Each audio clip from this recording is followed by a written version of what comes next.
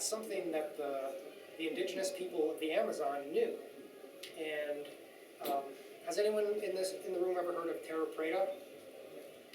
Okay, so Terra Preta is literally means dark earth in Portuguese, or black earth, and it is it's the soil along the banks of the Amazon River that allowed or enabled a society before Europeans arrived to flourish there, with cities with tens of thousands of people in them and roads stretching over the horizon in every different direction.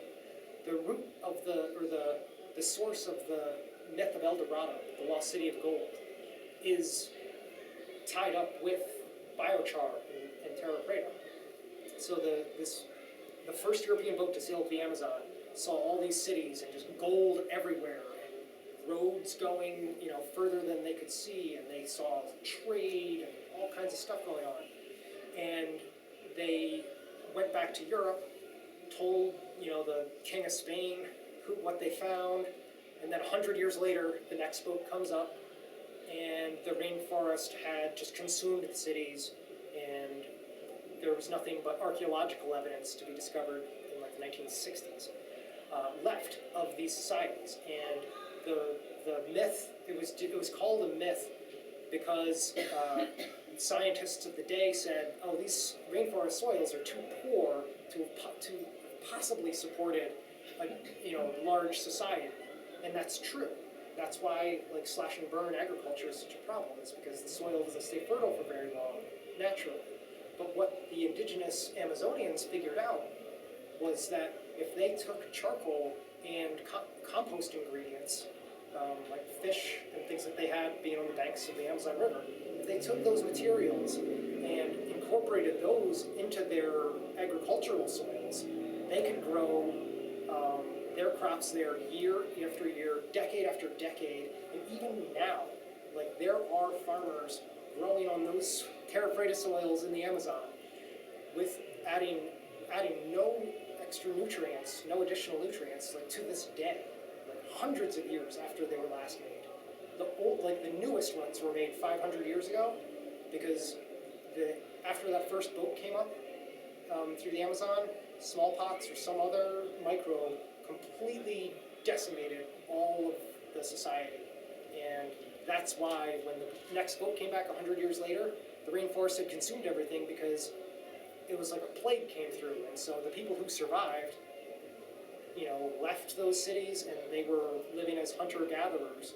And so then when the next boats came through, all they saw were hunter-gatherer people, and couldn't see through the dense rainforest, the ruins of the cities that had existed for 1,000 years or more.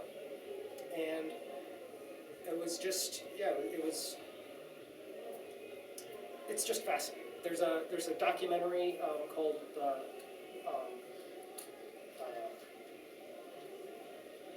BBC documentary, I think it's called Lost City of Gold or something like that. But if you just, BBC documentary on Terra Preta, it's on YouTube. It's just fascinating. I think a lot of people it's really great. So when I was at Cornell working with biochar, the professor I was working for, along with some of his colleagues, put a paper out that estimated that 17% of all human carbon emissions could be offset if all available waste materials were turned into biochar and prevented from rotting away.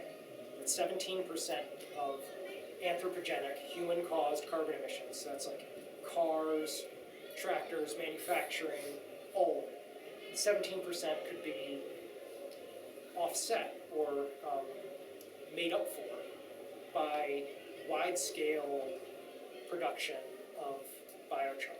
And there's another benefit of producing biochar is the way it was produced by the Amazonians and by the Maori and by every culture on Earth at some point.